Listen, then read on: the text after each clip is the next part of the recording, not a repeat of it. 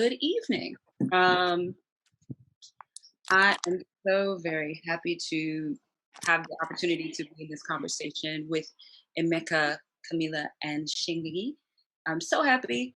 I did want to share some ideas that I had that will frame our conversation before well, maybe I'll actually will introduce you all first. I have a penchant for alphabetical order, so I'm going to do this in order of your last names. Kamila Metwaly is a music journalist, electronic musician, and curator based between Berlin and Cairo. Metwaly founded an independent arts and culture publication in Egypt and worked in radio and the independent film scene, maintaining a strong presence in Cairo's cultural and activist scenes for many years. In 2017, Metwaly joined Savvy Contemporary, where she's currently curating the sound project Untraining the Ear Listening Sessions. She's also a research curator at, I'm totally going to ruin this word. I'm aware. I'm not even going to try, actually. Actually, no, I will. Donaueschingen? Is that? Perfect. Very good. Donaueschingen, right? Yeah. Pat on my back. Okay, Donaueschingen 2021 edition. Emeka Ogboh connects the places with his sense of hearing and taste. Through his audio installation and gastronomic works, Ogboh explores how private, public, collective memories and history are translated, transformed, and encoded into sound and food. These works contemplate how auditory and gustatory experiences capture existential relationships, frame our understanding of the world, and provide a context in which to ask critical questions on migration, globalization, and post-colonialism. She, legendary front woman and artist of the Noisettes. Yes, hey, you don't know. This is like my boo in my head. And sometimes in real life, the very few times we get to be in the same room.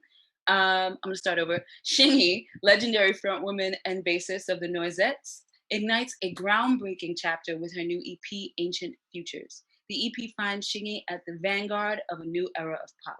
Live instruments and future-forward programming sit comfortably between the melodies and rhythms inspired by her Southern African heritage. With an effervescent soundscape, the record is fearlessly infused with a soulful yet boisterous energy, making the music electrifying and compelling. Distinguished for her memorizing and dramatic performances, be prepared to be taken on a sonic odyssey. It's more going to be like us having a conversation, sonic odyssey, but you get the point. In terms of how I wanted to begin, just thinking about what does music function as for most of us?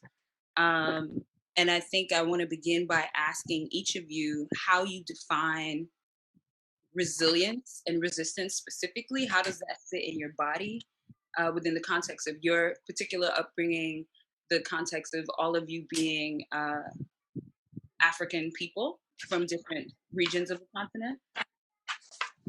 Also, I did ask each of you, I don't know if you got this, Shingai, but I would love for each of you to share a sound or a song that highlights those ways that you think about resilience and resistance.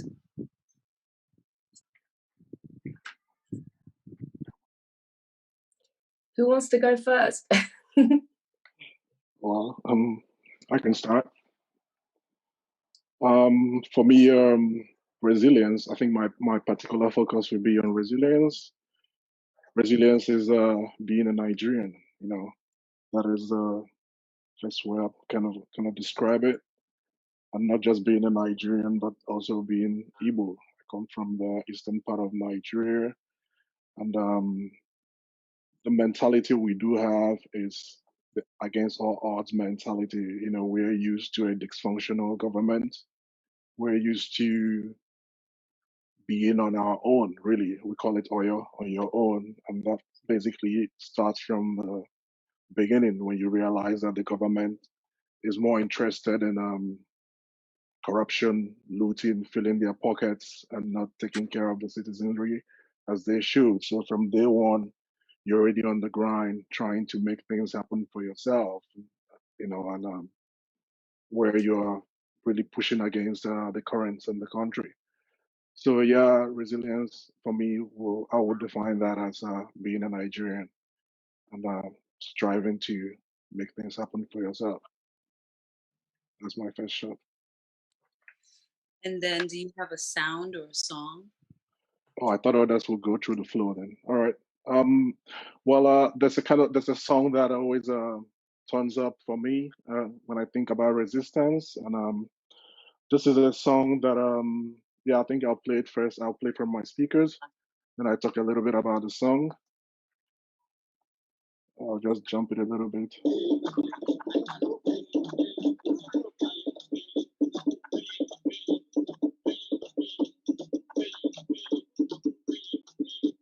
Can you tell us the name of the song?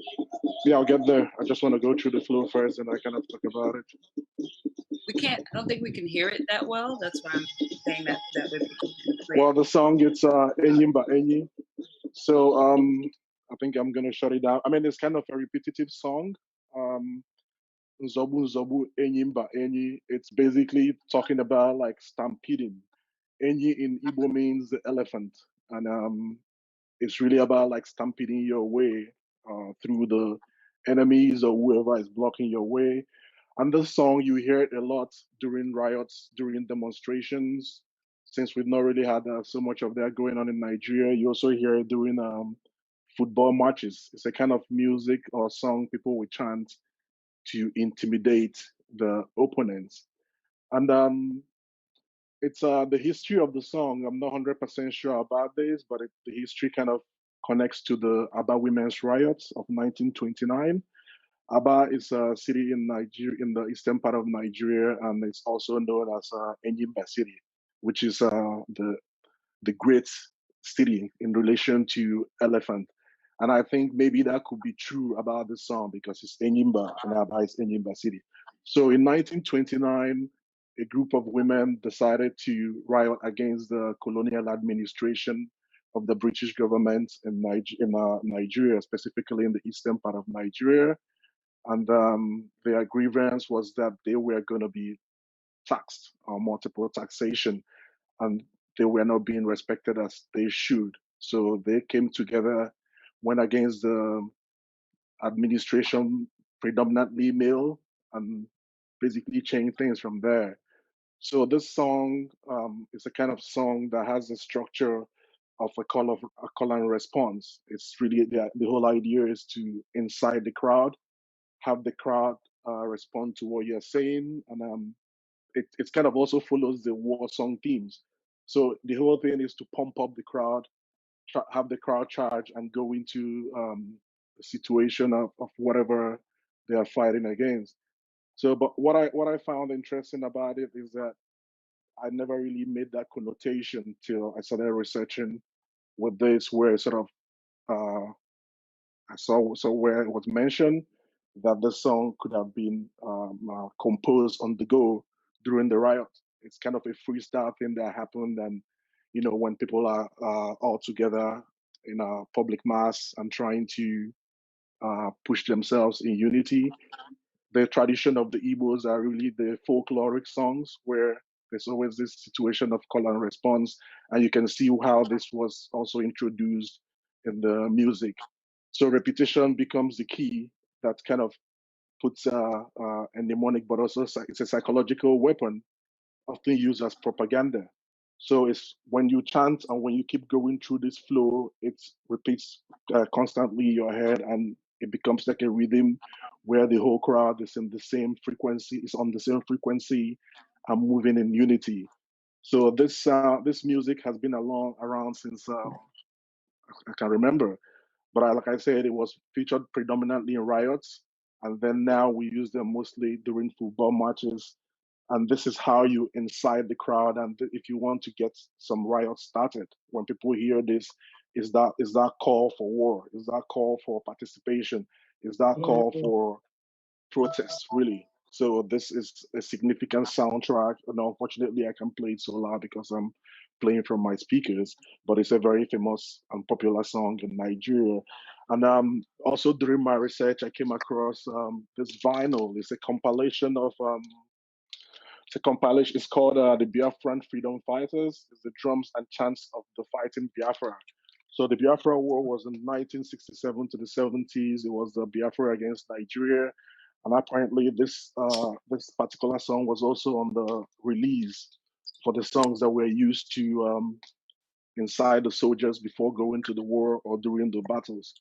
So this song has had a long history of being a kind of a song for resistance. It's the battle song. Let's put it like that. Fantastic. And that's Yeah. a theme that I would love for us to come back to, this idea of music as a record, as a document. I don't know which of you wants to tackle the question, or if I need to reread the question. Music as a weapon. I mean, that's also a quote from Fela Kuti. You know, music as is a weapon for the future. Yeah, I actually So said let's music is the sorry. document. That's what I said, Yeah. not music. No. So maybe we get to that much later. Yeah, for sure. Absolutely, within the context of this conversation. Kamila or Shingai, which of you? Yeah, I'm happy to jump in. I love what you played, Emeka. I thought that was really, really, really incredible, and it's a theme that keeps coming back to me more and more in my work. And I know I'm jumping the gun by saying the music is a weapon thing, but for me, music has always been about something greater. And when you asked us to play a sound or a song, I was going to play a bit of my recent single, actually, that just came out, and it's called War Drums, funnily enough. So I'll play a little bit of War Drums for you guys to enjoy. Nice title. It's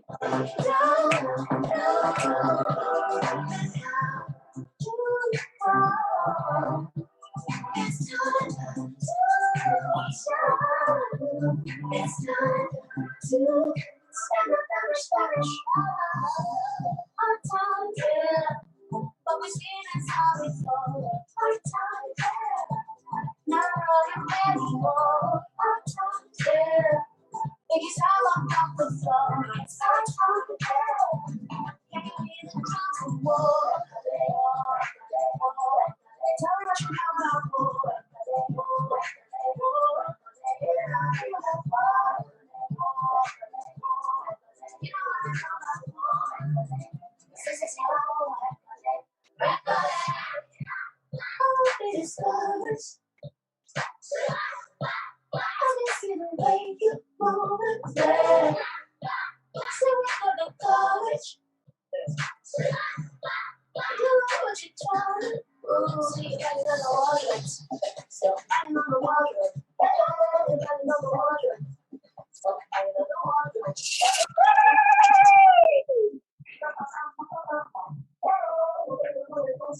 Hey, I wouldn't bang that drum unless you want woe.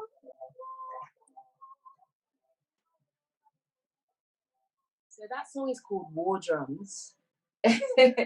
And concerning the whole music as a weapon thing, I feel like in a lot of Bantu African culture, the drums have always played a very, very, very big part in communicating what is going on. So, for example, if you have a message to send to another queendom or kingdom or chieftainship down the road or over the hills, you will use your drums to send that message, right?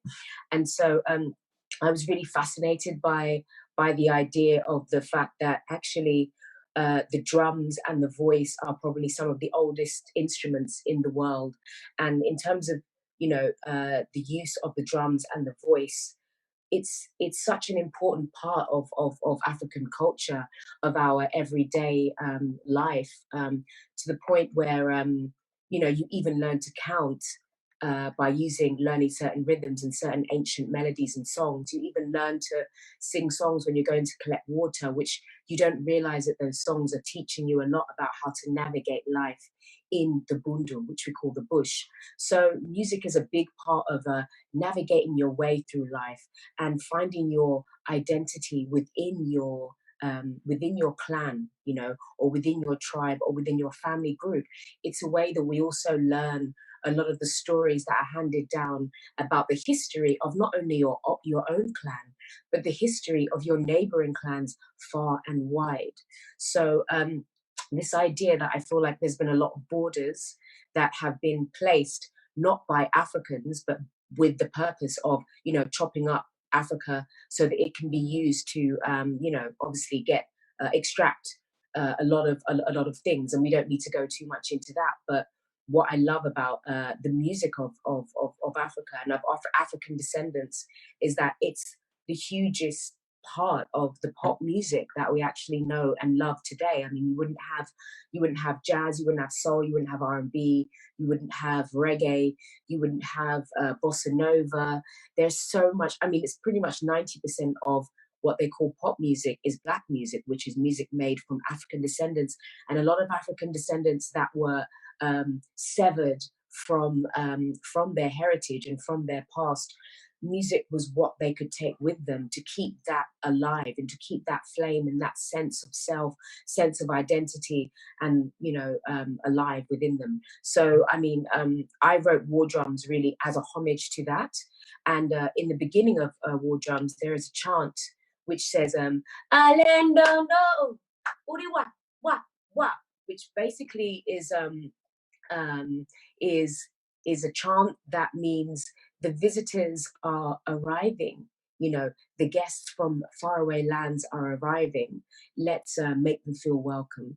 It's an enchanting, welcoming song that is sung by a lot of villages around the kind of Malawi, kind of Kenya, so southeast kind of Bantu areas. And so what I love about that chant is that when the Noisettes, my band, we got to go and do our first festival tours in Malawi, which is actually where my grandmother's from. I also have roots in Zimbabwe and roots in Mozambique. And so for me and for us, a lot of those borders don't really work, and they feel quite temporary, and they don't necessarily serve our family migrational story in the best kind of way. So when you arrive at a village in Malawi or parts of Mozambique or parts of perhaps northern Zambia or parts of eastern Rwanda or even Burundi, or you may hear a song just like that. And I think it's really interesting that when we went there with the Noisettes, we went all the way to my grandmother's village, and about 50 kids in the village were following our truck, and they were singing that song. And it's an ancient song that could have been sang by children 100 years ago to the very visitors that we know what they went on to do there. So I thought it was a kind of subtext within a song that appears to be very, very poppy.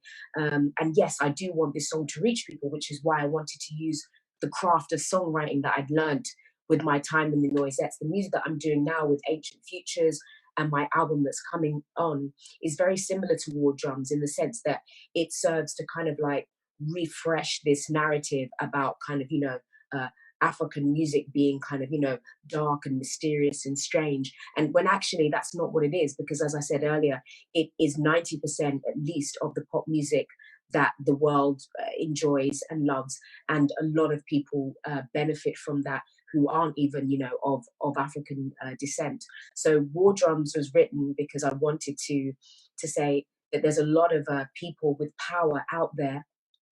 I don't need to say any names, but they're supposed to be leaders who are elected to make people feel safe and secure, but they're running around, playing war games like little boys and threatening to press this button and threatening to press that button. And oh my gosh, when really, since before COVID, a lot of those nations have never experienced what war really feels like.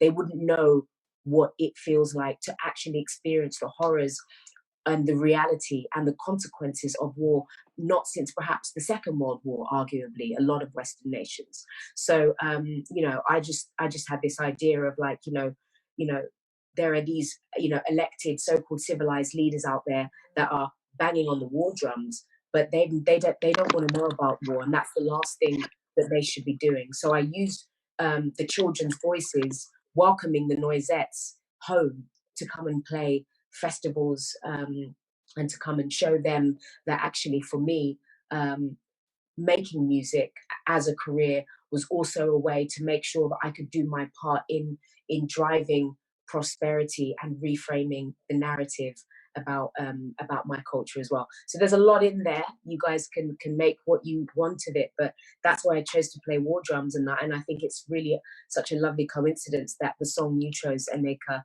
is also about rhythms that summon up and conjure up a sort of fearlessness. The drum as almost like the old school newspaper, or the old school phone. before the phones and before the newspapers, there were the drums. Yeah. I mean, if I quickly would jump in when you say that someone's of fearlessness, the truth is like this song that I played was generated by women during that colonial period, because what they did was they will always gather together and surround the local administrators' compounds, dancing and singing, and like using these songs to outline their grievances. So it's really a very powerful. Music becomes this weapon, like we talked about, but like a weapon for complete resistance against authority. So it's really you're on point with that. And a very big instrument in the path of social justice. And I'd really like to hear that a lot more in modern music. I feel like there's a lot more rhythms that could be making a comeback in a lot of popular music, because I feel like a lot of people want African music or music of African descent, like pop music, to just soothe people and make people feel good and make people feel sexy and all this kind of stuff. But really, when you bring back certain rhythms, they move you in a way, and they remind you that actually we could be doing a lot better. I want to make sure that we have a chance to hear from Kamila on this question. So if you will. So remember the question, because this was like a while ago now. Let me reread that for you. How do you individually define resilience and resistance in your specific body, considering, your life as an Egyptian woman, especially now living in Germany? And then can you share a sound or a song? Thank you. And that was really, really brilliant. And it also kind of continues with a song that I think resonates with everyone in a sense. It's a very hard question for me, I think, because I do think the question of resistance and resilience is, is a living, right? It's basically, it's your life. You resist every day. You wake up to resist. You wake up to live. And I think this is what resistance maybe is. I'm not sure if that is informed by necessarily my upbringing to some extent only, of course, right? But also it's informed by the fact that I am a woman. So you said Egyptian woman, and I think that does play a very important role. Me coming from a country where kind of, my body has been a body also for the viewing of the eye, has been, rather is considered like the physicality of my body, I'm just saying, in that sense, what resists there is my soul, right? And my soul that floods the body, as a matter of fact. And that is very important for me, I think, because of course, my relationship to these resistances has definitely changed when I came to Germany or to Berlin recently, which also changed the way I articulate my body, how I talk, what's the volume of my voice, a lot of different things that are culturally there and existing. For me, resistance is about healing, is about finding a way to reclaim our body as well.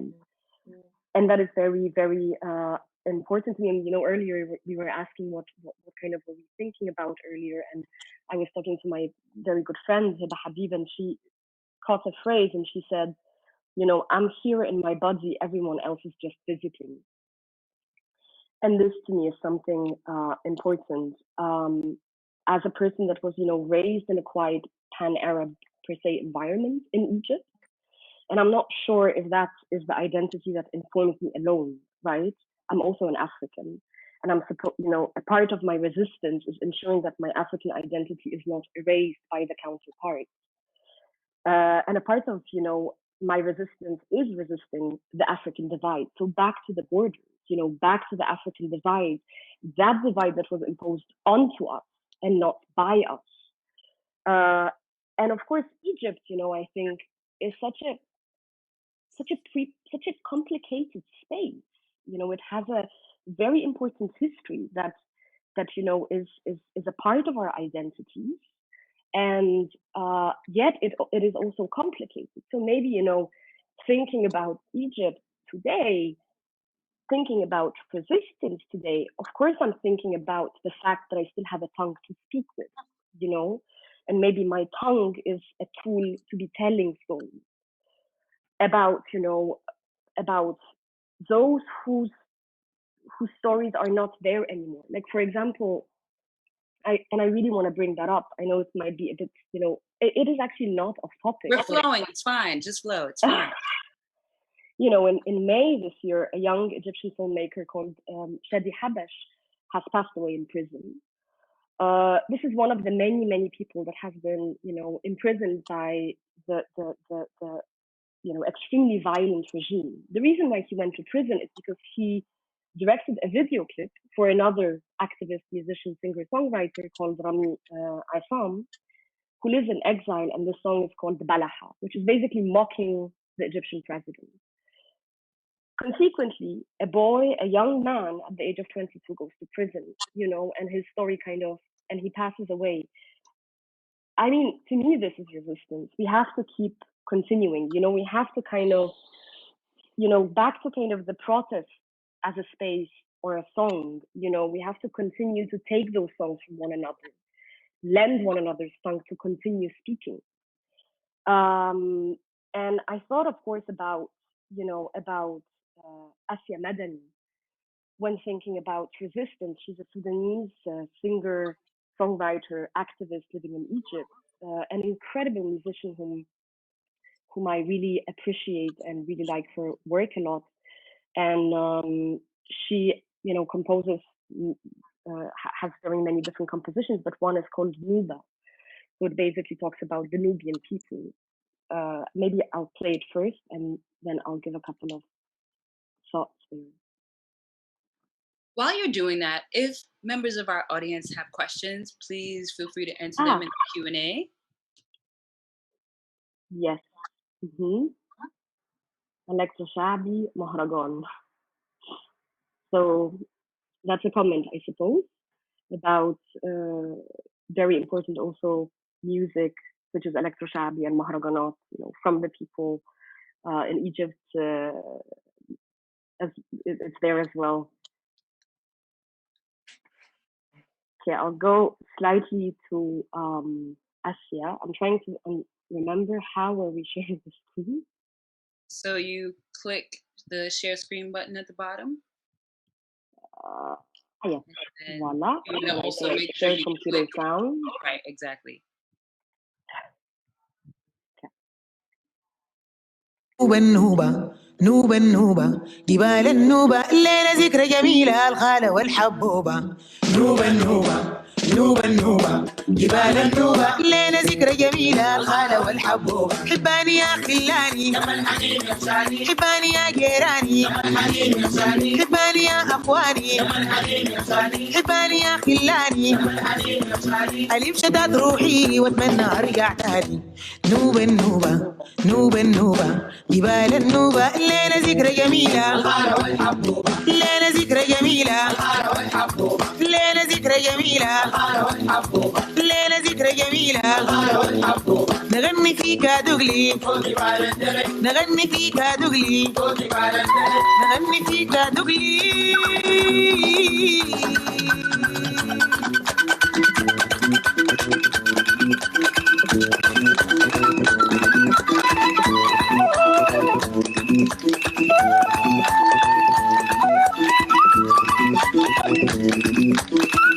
نغني فيك دغلي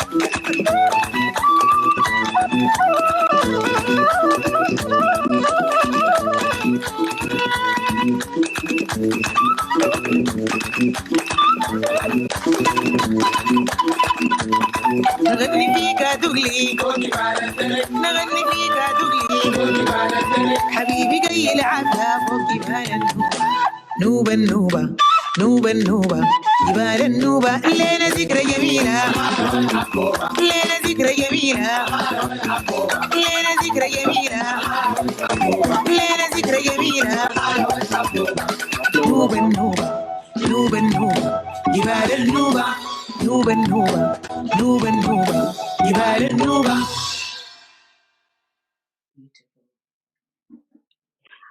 So that's Nuba by Asia Madani. Oh wow, perfect. Love it. It's fantastic. Whoop. Sorry. She's, I think what's important is like she sings in Arabic, that song, right? But the Nubian people are the people of the southern Egypt, right? Who have been forcefully relocated from their land. also, you know, they are the ancient Egyptians, right? They are the, so this is a very important thing for me. Like, basically, I feel a part of the resistance is also constantly, you know, informing yourself. You know, it is a responsibility to kind of inform yourself about your identity, but also about your history. Because up until now, you know, I feel like it's very often that our stories have been written about us, and it's about time that we use our own language and tools, and music and songs is a tool, you know, that stays. It stays in your body. It is, you know, constantly there. You remember it. You reinscribe it as you move forward. And that's why I thought, you know, Nuba and kind of like how Asia Madani reclaims, you know, takes ownership over a land, you know, over a land that is not there anymore. Yet she says something very important, you know, there, which is that even though, let's say, the land has been, you know, the population has been dislocated, the music is still there, you know, the culture is still there. This is what preserves the culture of the Nubian people, including the language that is one of the most, you know, endangered languages in Egypt. That, you know, after the official language was Arabic, and, you know, with that exile, with that forced migration and movement, relocation, Nubians, you know, live in Cairo, live in Alexandria, but it is, you know, within that responsibility of Nubian music that keeps that ancestry alive, you know. I guess this is why I thought to share that song, especially, you know, that to me, women are very important in that continuation, in that conversation, in that heritage, in keeping the voices and continuing. Yeah. I love that. So I wrote like all these questions for this conversation, and it's 12:40, and we have made it through one. So I'm like, well, what do we do now? Yesterday, 2 days is okay also. So what's that? No, time is, you know, relative. Who cares? We might as well stay 2 days. Time is a concept. Exactly. Okay. Well, I've been feeling like I posed a question to them based on a thing that you said yesterday. We had a sort of you know, pre-conversation conversation yesterday, and one of these things that came up in that conversation, it was a great many things. It was like, oh, we having like 2 conversations. This one should have been public too. So this question about women's voices in particular, you know, we deepen our voices, and if you ever paid attention to what the sound of women's voices is like, so do people know what vocal fry is? It's this idea that like you have had to pitch your voice down so much that you are like damaging your vocal cords because people take you more seriously if you have a deeper, sort of more rich toned voice. But that got me to thinking about the ways that women's voices are literally silenced, erased, distorted in the context of not just the music itself, but also just these notions of resistance and movement work and all of that. So I just wondered about you all's thoughts on that. Yeah, I think that's really, really horrific. That I feel in terms of sort of music, I think not only has a lot of music that is of African descent been often effectively used to kind of, I think, sort of resegregate people in a new way.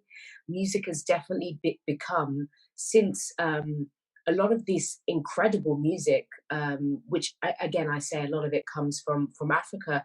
I feel like once you know, we had jazz, and you know, we had reggae, and then we had kind of hip hop, and we've had all these incredible moments in pop history. But I think in the last sort of 10 to 15 years, especially where, you know, so-called like soul music or black music or R&B music is concerned, it's kind of, it feels very, very much owned and negated by a small group of men who want women to present themselves in a certain way, and more often it's actually black women that are expected to present themselves in a certain way which is kind of, very, very sort of aroused and have the ability to arouse people. It's very vulnerable. It's very breathy. And is, the whole like Martha Wash being like pushed to the side and then using, like these very attractive skinny white women in the music videos when it was in fact her voice. Yes, you're talking about the scenes. What was the song again? I want to tell you that it was Black Box Everybody. Yeah. Right on time. Yeah, that was one. Oh, yeah, exactly. So, sorry? I like say what I gotta say and I mute myself. I was saying there's so many different examples of that though. Yes, it's so interesting because recently I've been talking about a lot of these kind of issues in terms of, I'm getting a lot of up and coming vocalists or up and coming singers, and they're thinking, which way do I go? And often when people are learning to sing, more recently they style their own voices on another singer's voice, whereas it definitely felt like a lot of Black music, especially coming from the blues, jazz, gospel, or kind of African reggae kind of part of things, it was more of a tradition, and you're allowed to kind of develop your own tone and develop your own voice, and also it had a lot to do with your community. For me, I grew up singing in church because there was just such an ability to express yourself at church, but then I also grew up with a lot of Southern African music, like Brenda Fassie and Miriam Makeba and the Mahotella Queens, and there is just a sense in a lot of Bantu music where your voice is your voice and your tone is your tone, and we learn to sing with others. So there's a lot of close harmony singing and stuff that happens when you're growing up, when you're a kid, around the kitchen with your mum, with your siblings. And I find that the way that a lot of women are being, I don't want to say sort of forced, but like, it's really hard for people to find their voice, especially in the West, like in Europe, in the US and the UK, where the idea that your voice is not even your own.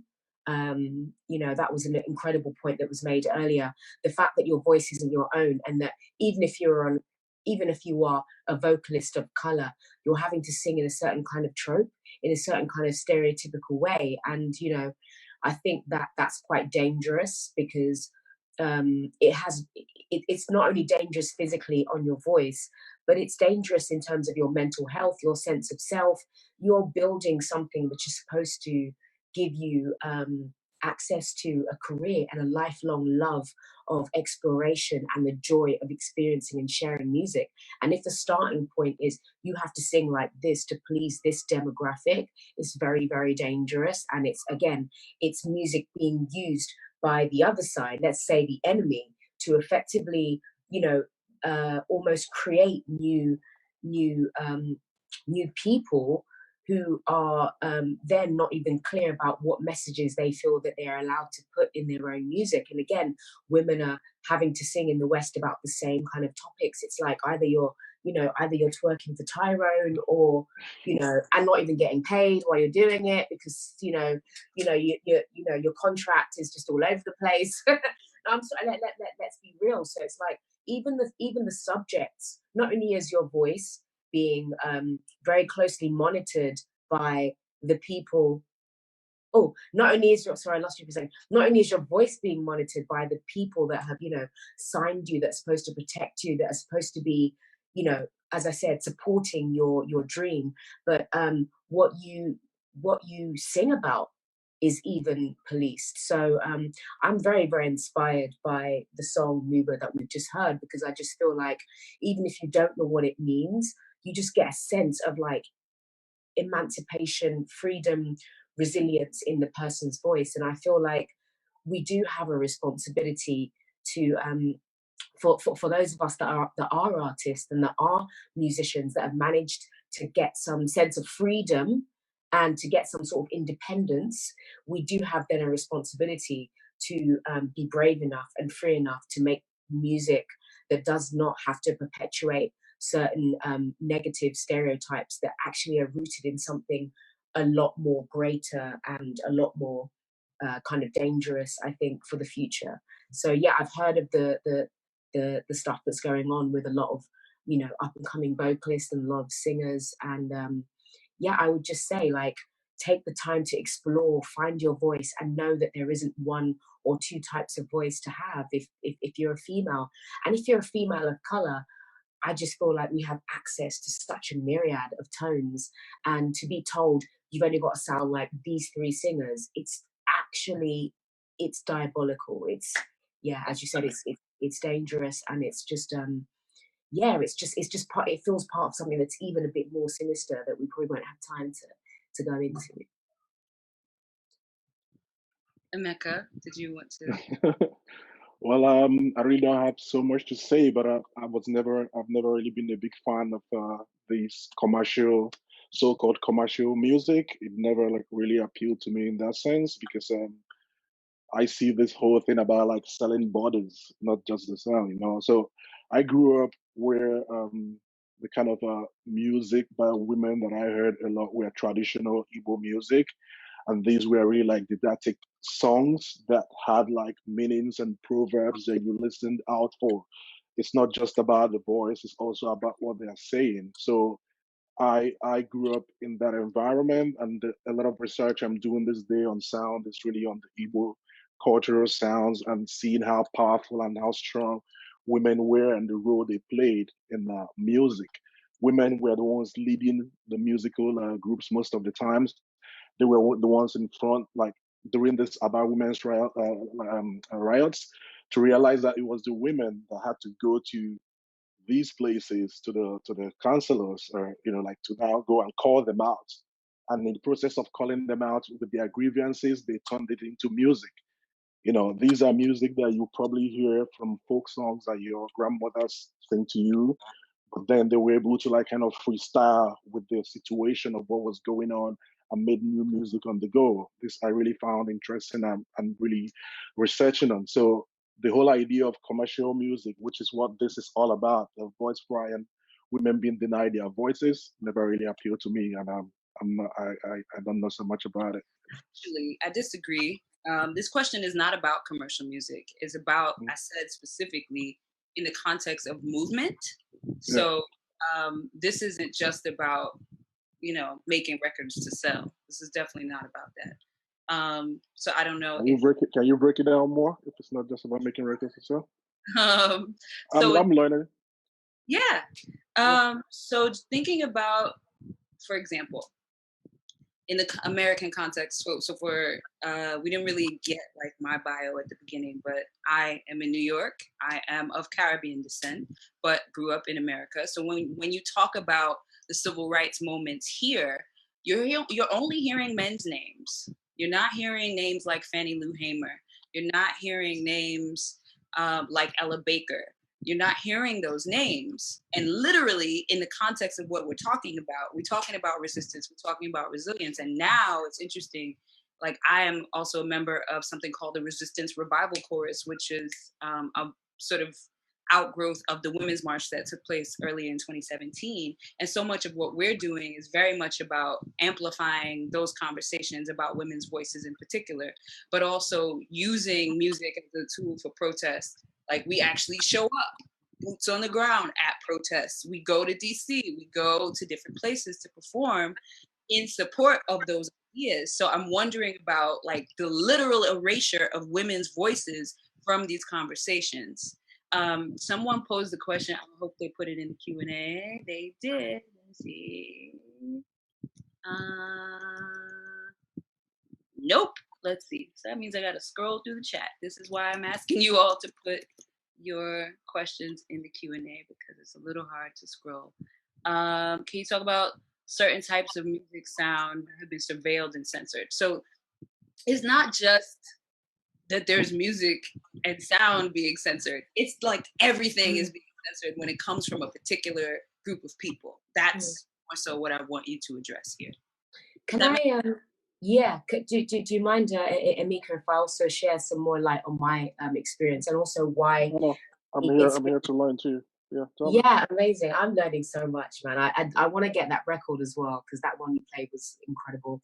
But yeah, so in Zim, during the colonial period, we have this very ancient, incredible instrument called the mbira, which is which is spelled Mbira. And actually, hopefully this can answer the question that somebody has just put to us online. But Mbira music is a very, very ancient and sacred type of music. It's thumb piano music, and so we have the thumb piano, and then you'll also have these guys here. You play with it, very, very loud. They are called the hoshos. And so the purpose of Mbira music is to make sure that we maintain the contact not only with the stories of our past and our heritage, but it's also known as the telephone to the spirits, or the telephone to the ancestors. You know, when you want to make sure that you're on the right way or on the right path, or if you need advice about something, or if you need advice about, you know, war tactics, for example, with an up and coming, you know, battle to try and protect yourself, you may hold what is called a bira, and that is spelled B-I-R-A. Now, holding a bira means everybody comes together and brews at least for 7 days a type of beer, a type of brew. And so the Mbira players and the local musicians will have music prepared, and some of this music can last up to 3 days. It can last up to 2 days, 3 days, depending on why it is you want to commune and come together. And so Mbira music was actually banned and considered demonic. And this is not just in Zimbabwe. It happened in Congo. It happened in Angola, because we have different types of Mbira. Just like in Western Africa, there are different types of polyphonic, balafonic type of instruments, right? Like wood blocks, balafons. So we have that as well in Southern East Africa. But we also have the kalimba. We have huge Mbiras. You know, some of them are the size of like a small piano, for example. And so, like I said, Malawi, you know, Southern Africa, Tanzania, Southern Kenya, Burundi, you'll find this type of instrument, and you will find this type of ceremonies where this instrument and these rhythms are so powerful that they keep you connected. And the power of these instruments, it invoked so much fear in the colonists, because they wanted to obviously use the path of the Bible, which obviously they had tweaked, and Christianity to you know, allow the natives to basically be used for the colonial gains. And so for me, the reason why it's important to for example, play you a song like War Drums. I'm gonna give you another example actually as well, because it's not just so much about pop music, because at the end of the day, I was born and raised in the UK, so I can't help the fact that like I'm on this mission to harmonize, you know, the different selves, you know, that are my Bantu heritage, of which I'm very, very proud. But I also, like you, Niama, grew up in the West.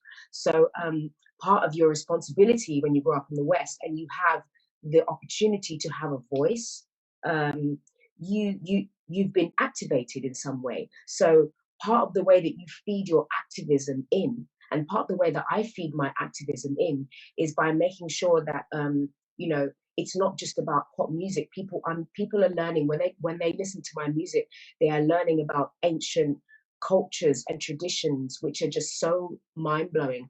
I'll play you a song by my uncle, who's called Thomas Mafumo, and it is said that with the Chimurenga resistance, which is the war during the 70s, which led to the emancipation of Rhodesia to become Zimbabwe in 1980, we won the war with what's called the transistor radio.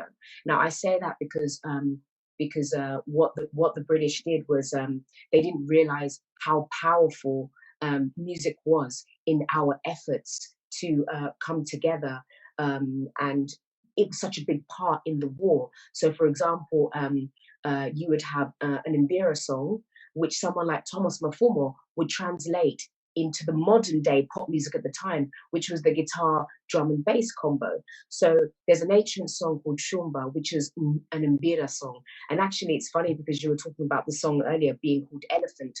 Animals as empowering totems are such a huge theme all over Africa, and often are used to incite that confidence, because it reminds us of how connected we are to our land and to the animals around us, right? And so there's a song called Shumba, which is my mother's totem, which also means lion. So I'm going to play you a bit of that song. And it's one of the songs which helped to reinstill such a cultural confidence. Sorry about that. It helped to reinstate a cultural confidence that was beginning to be lost, because, you know, a lot of the natives were going to work in these, you know, backbreaking colonial setups by day, and they weren't allowed to listen to Mbira music. They weren't allowed to, everything was demonized about their own culture. So what Thomas Mafoma had to do was he had to transpose those ancient Mbira melodies and rhythms that are thousands of years old, and he had to basically remodernize them in a way so that it would galvanize the people to say, do you know what, you can do this, we can take back our land, we can go to war. So let me play you one of the hits from the revolutionary days. It's by my uncle, it's called Shumba. I hope you enjoy it.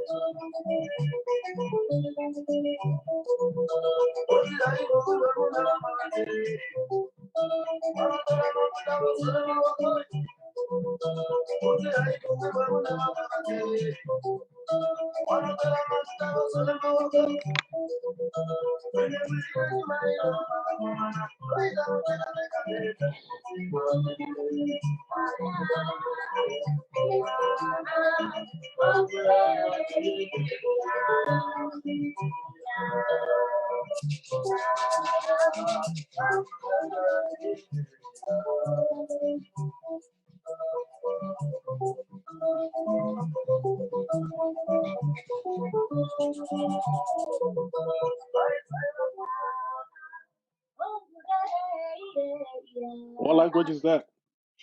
So basically, it basically is saying, this is my totem.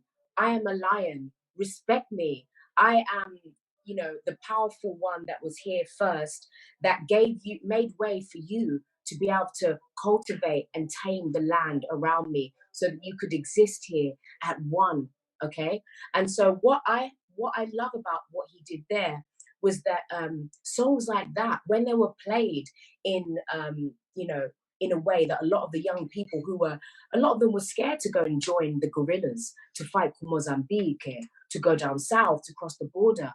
And so when they heard the songs that they were only allowed to listen to in the village once every few months, when they were allowed time off to go back to their kumusha, which is what village means in Shona, they heard that music and were so empowered and said, yes, this is worth fighting for. So going back to music and resistance, what I have done is that, you know, 30 or 35, 40 years later, I have taken that song and I've done my own homage to that. So if it's okay with you guys, can I play like maybe 30, 40 seconds of Coming Home, which for me is, again, my kind of responsibility and my homage to say, you know, music, sometimes it's not just about serving the purpose, as I said, for entertainment. You can still make music that is entertainment, but it can still be conscious and it can still have a message, even if it's a subvert message. And so many people have done that so well, from, like I said, Fela Kuti to the Daju sisters, who I love, who are also from Nigeria, from Miriam Makeba, from Bob Marley. You know, so many people have done that well. So I'm going to play about 30 seconds of my version, and you'll notice, again, it's the same melody, it's the same rhythms, but it's so amazing that you can have something like this in a popular space, you know.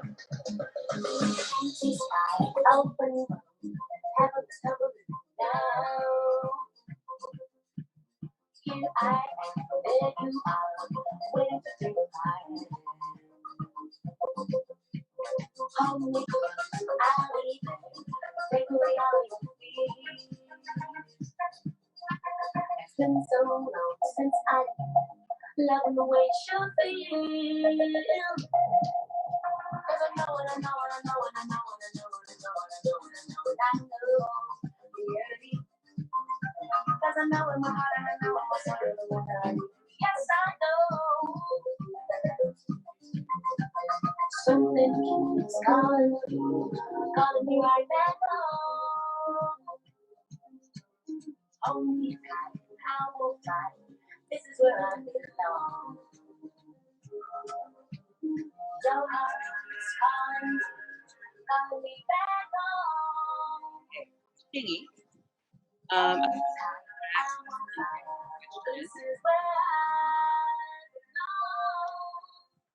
Thinking about this more than just enjoyment.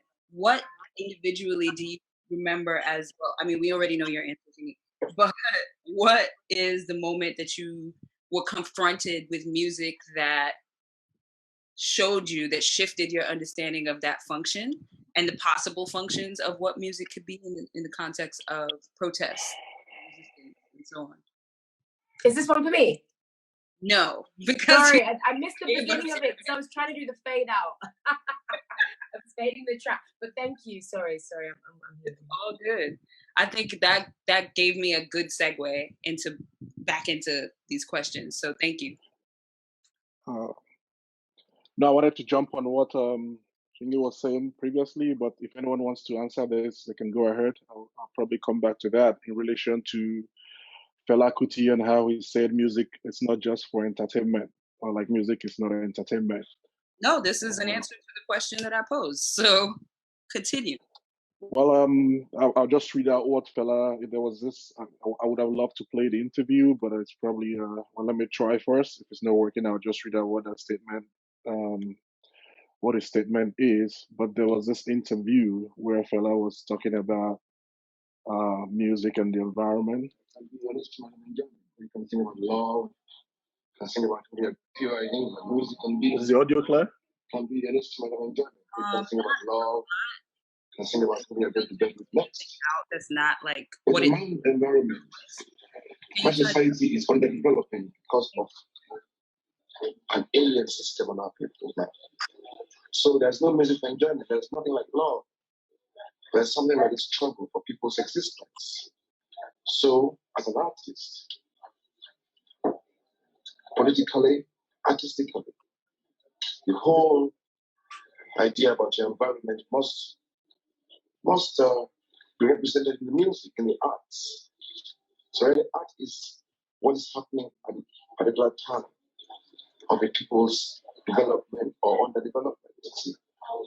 So, I think, as far as Africa is concerned, music cannot be for enjoyment. Music has to be for reproduction. Really working with the people and liking the people and really duty as a citizen. Play music and act and do something about the system. If you feel bad about it, do something about it. I see Africans today, what we do. I'll just I'll read out the quote because I also want to answer your question about when you kind of recognize the music. So Fela was basically talking about how music it's not just an instrument for enjoyment. He said, in my environment, my society is underdeveloping because of an alien system on our people now. So there's no music for enjoyment. There's nothing like love. There's a struggle for people's existence. So as an artist, politically, artistically, your whole idea about your environment must be represented in the music. As far as Africa is concerned, music must not be for enjoyment. Music must be for revolution. And coming back to your question, on the first instance you can remember being confronted with music that shifted your understanding on the forms. It's really funny how I realized this last year, but I'll start with, I think when this happened to me for the first time was also in the shrine, but not Fela's shrine, but in Femi's shrine, where was this song Sorry Sorry. It's this song about the situation in Nigeria. if you've ever been to the shrine, it has this massive energy, people there, blunts in the air, all euphoric and soaking in all this music. I remember everyone singing to this song, "Sorry, Sorry, Yo." I mean, I don't have the original here, but I'll play the different version. I realized this last year while DJing a club in Paris, and I'm playing this song by Femi Kuti, "Sorry, Sorry." It was the Francois K old school dub. It's electronic, heavy pulsation and stuff. You know, like you are DJing in this crowd, they're enjoying the music. They are mostly Parisians. They are not connected to the Nigerian reality. But me behind the wheels, knowing the lyrics of the song, being in Paris where let's say the system is working a little bit with the government and stuff, and making that connection back home, it really dawned on me how powerful, how strong this music is. And not just that, like it now took me back to this moment in Femi's Shrine where all we Nigerians were there together singing this song and dancing to it. And I can tell you, like, if there was any call for revolution at that moment, I think everyone would have hit that street spontaneously. To show you how powerful and strong music is. And I'll just play this track a bit. I won't play it for long, but it's the Francois.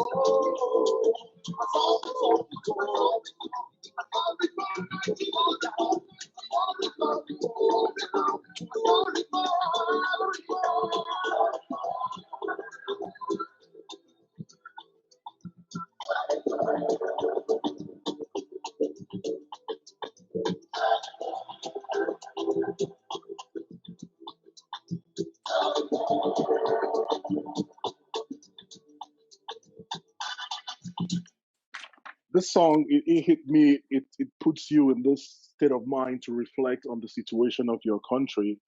I'm not so much of a lyrics person when it comes to songs. I'm really more into the beat and stuff, but also having this kind of music that draws you in, that kind of instigates you, like makes you want to go and do stuff, like wreck shit, let's put it like that.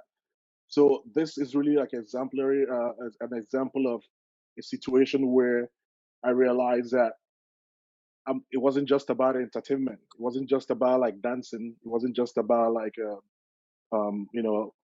feeling good based on this music. But I think it happened also because I'm from Nigeria. I connect to what the lyrics are all about. I connect to what the situation is. So it made more sense to me. But it was a moment of truth for me to see how powerful, or to feel how powerful and how emotive music is.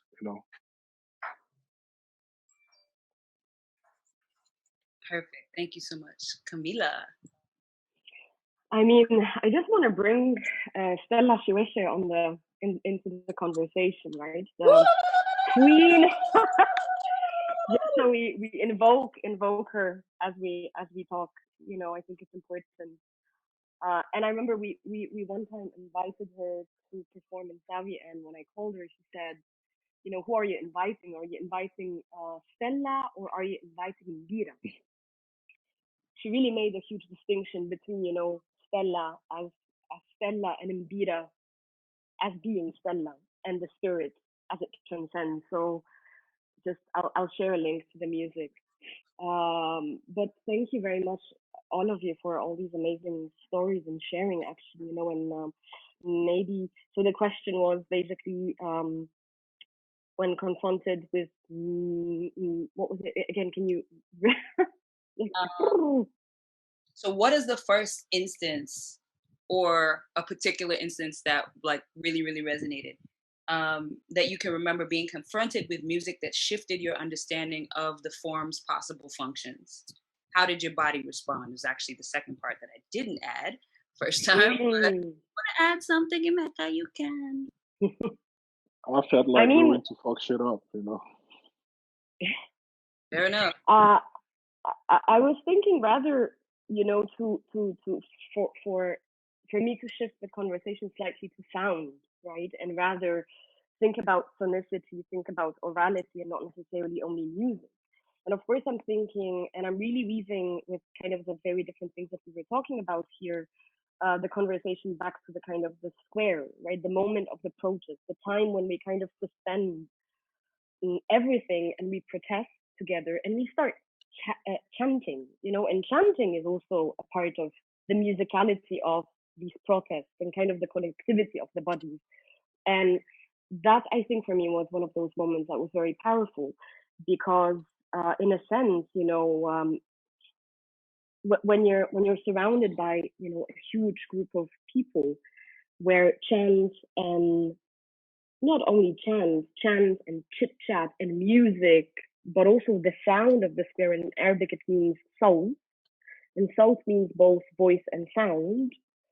And I always think about you know, the square as not only a territory that is occupied by kind of the masses of the people, but is occupied by the sounds and the music of the protest, and that basically continues. And to me, that was maybe one of those moments where, you know, we were, you know, you can take shifts, right? You kind of rely on the bodies that you share that space with, and you can take shifts. It's like, you know, like you go, you chant, and then you're tired. You're, you know, almost like you're out of voice, right? You could like reach your top moment where you're tired, and then someone else takes over.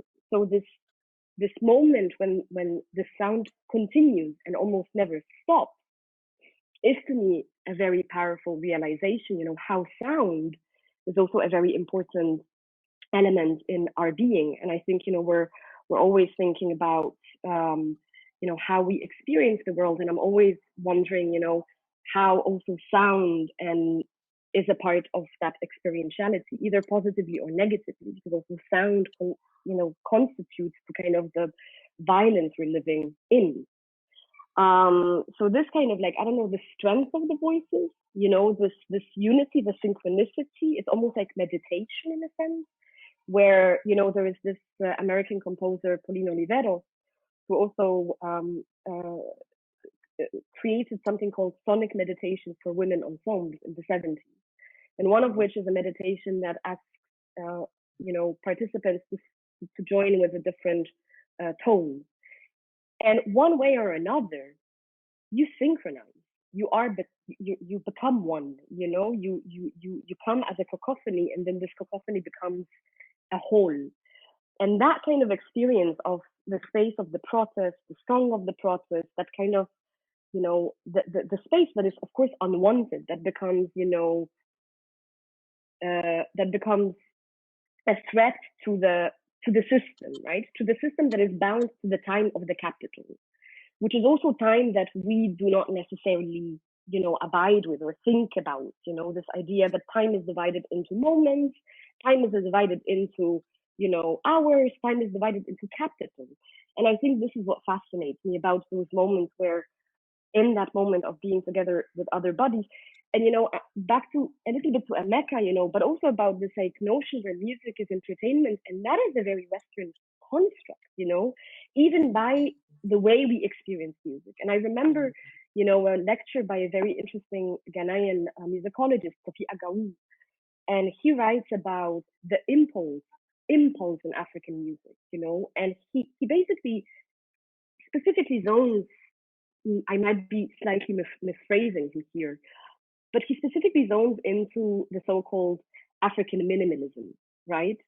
And thinks about, of course, the American avant-garde and the post-war minimalist movements, which include, you know, the majority of those, Steve Reich and and others. And you know, he says something that is very funny there, because he says, you know, that kind of the minimalism of the American avant-garde comes as a response to what happened before. But minimalism in African culture is basically a continuation of something that already started and is super ancestral and just continues. Then he goes on and moves on and says, you know, interestingly, minimalist music in the modality of African composition is about movement, is about the engagement with the whole body. And it's not a space where you're situated in a chair, you know, and, you know, it's almost like the music is for the beholding of the ear, but it's not a part of you, right? And I think this is what I'm interested in, these impulses where, you know, where you kind of lose yourself between the body, between the sound, between the music, between the rhythm, where you cannot be, you know, bound to a concert hall, to, you know, where there's a distinction between the composer, the so-called, you know, person operating, you know, being that rather, I don't know, instrumental figure, and the other, you know, person who is the listener. These two should be combined. You know, I'm always thinking that, to me, what's interesting is to think how we as listeners are, as a matter of fact, improvisers. We have the equal agency in the music that we're listening to. You know, we respond, we shake our bodies, we sweat, you know, we emit sounds.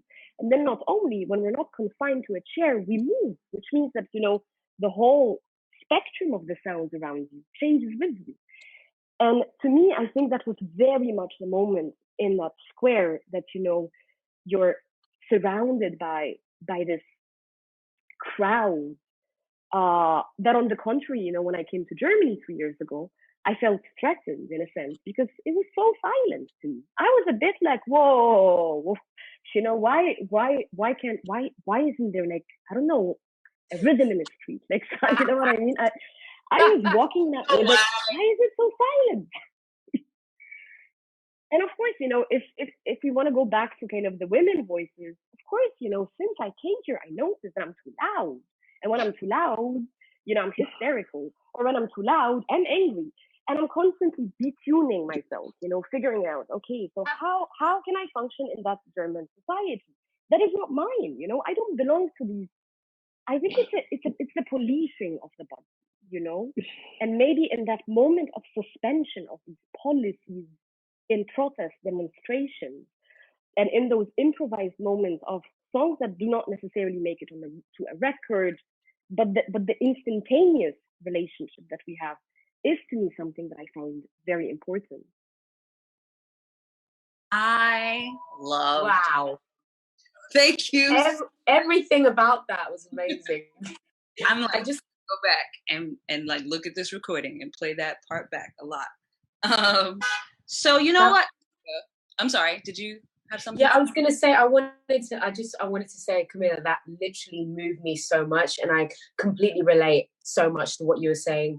And actually, I also relate to Emeka, so I'll try and keep mine short. But what Emeka, you talked about was this sense of like, you know, there's a vibe that happens when you come together at like a really moving kind of, you know, musical content. And there's something for me about the anthemic that made me want to use the tools that I'd learned from pop music songwriting to be able to move people to the point that makes them want to make a change en masse. So it's not like about demonizing what music is cool, what music is pop, whether we like it. As Africans, we are so spread around this earth. So whatever music we make when we're there, we're going to try to use a bit of that to make a change in that environment. And concerning like my first experiences as a teenager, being able to go to shows on my own, I used to love going to punk gigs. I love the energy of like listening to bands like X-Ray Specs, who Polystyrene, a female of color, sadly she passed away. She was a singer for X-Ray Specs. And then there were bands like, you know, the Slits that I used to listen to, who were an all-female punk band, and actually Nena Cherry, who then went on to do a lot of big pop stuff and stuff with Youssou N'Dour. Nena Cherry used to like sing and jam with the Slits, you know, and those bands influenced, you know, people like the Specials and people like the Clash, who then went on to kind of, you know, take the trophy of we are the punk rockers and we're the ones that made the change. But there's a lot of female punk groups on the ground that were like putting in work. And so again, fast forward to like, you know, Little Shing playing Afro punk at New York. Like that was such a huge event for me, being part of Afro punk like 10 years ago when my first music was coming out, and being able to go there and like sling my bass on and put my foot on my pedals and just feel that sway. And Kamila, like you said, that sweat, that energy of the audience. I could have said anything in that moment and they would have done anything. So I'm not about just making music for entertainment. We'll get that straight. But what I do feel is that even when you are coming from a much more like grounded, rooted, fearless place, you can still have fun with that. You know, and even when you are kind of like, you know, losing your mind to dancing to like a Nawa music, as I, you know, was lucky to be able to do earlier on this year, you know, with you guys, Ginny. You know, I saw a Nawa band for the first time live in my life, just in you know, in February. So there's something about Mbira music, like Stella Chireshe, Nawa music, reggae music, the bass lines of dub, which are like literally the energy of those bass lines are like voices. They're so ancient and they move you beyond having to make any sort of sense. But music can move you to action. And I think that's where you can't really deny the confluence of commercial, you know, pop kind of, you know, songwriting and different genres of pop, which are very black-led over the last 50 years, from Odetta. And, you know, a lot of people won't know about Odetta, but we know about Bob Dylan.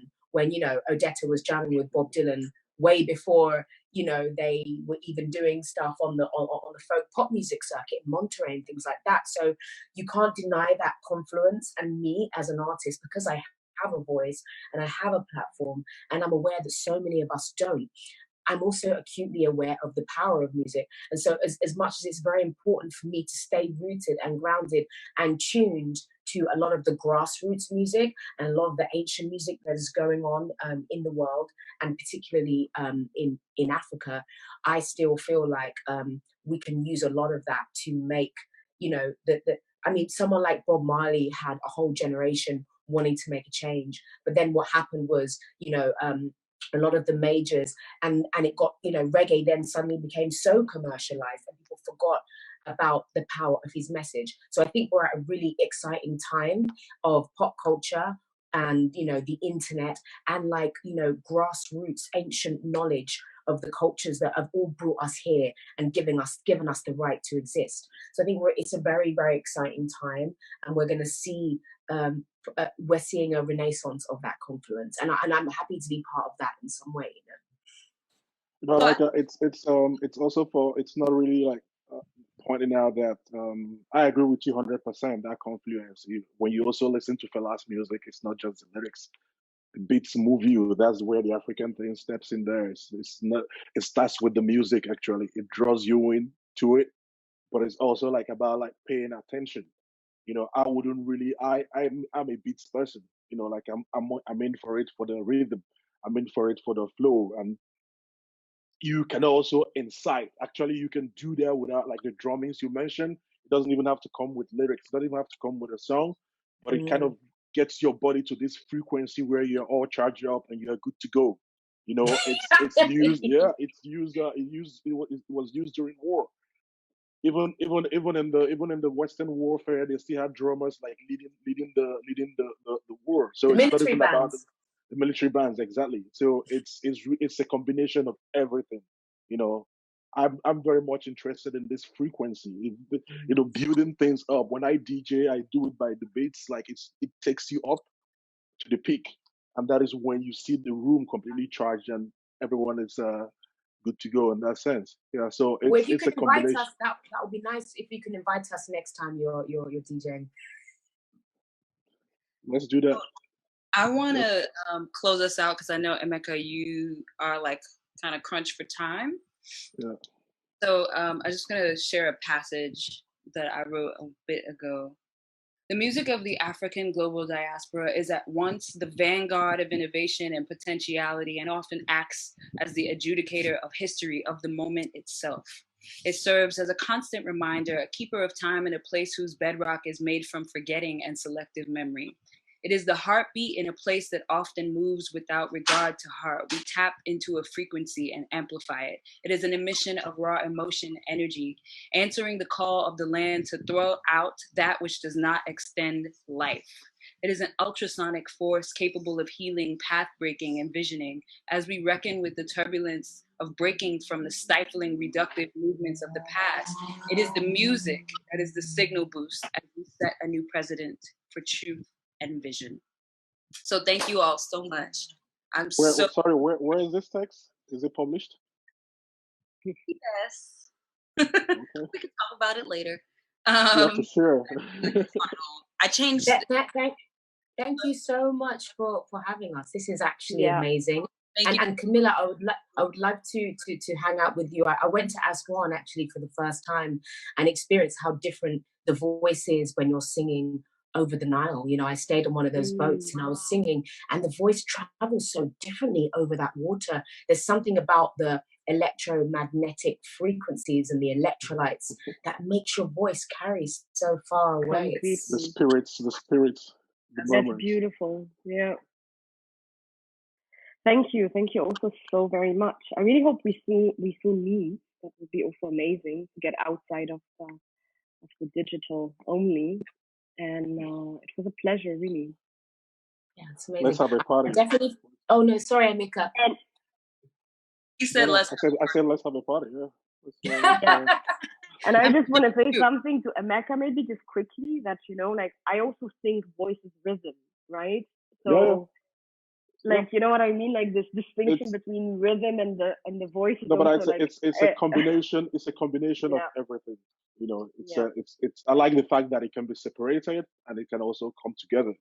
Sometimes the voice works without any instrumentation. Sometimes instrumentation works without the voice, and sometimes everything comes together and it makes the perfect blend. You know, that's why for me, studying music or understanding music is more emotive and intuitive. For me, it's not really about reading those books and scores. You know, it works for some people, but I soak myself into it. It's an experience. It's embodied. So I take a different approach to that compared to trying to read up all those things, which I'm not saying there's anything wrong with that.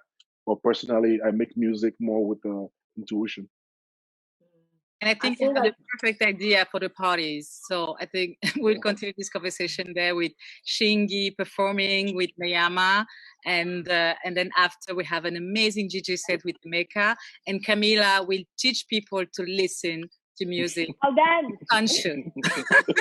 She's a very good belly dancer. Right now there is a revolution happening, whether we like it or not, but it's just not happening in the stereotypical way that we learn about in films. And I think, the voices and the drums will play such a big part of leading us to the right path and to restoration, because we are crying for this new era to open up, and we are crying for restoration. So if that means we are, part of carrying that in our own way, then we are ready. I really feel like we're ready.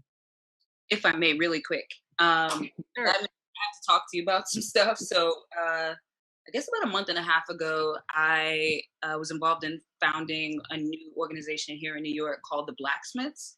And that exactly what you just said, like we have a marching band that we bring to rallies and protests. So definitely. And we're actually wanting to expand that into other cities. London is one. So we got to talk.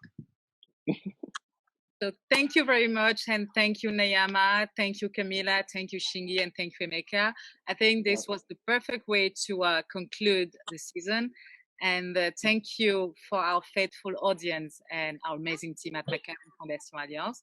So we really, we wish an amazing summer to all of you, the panelists and the attendees. And we look forward to build with you a new programmation for September. So thank you and have a lovely evening.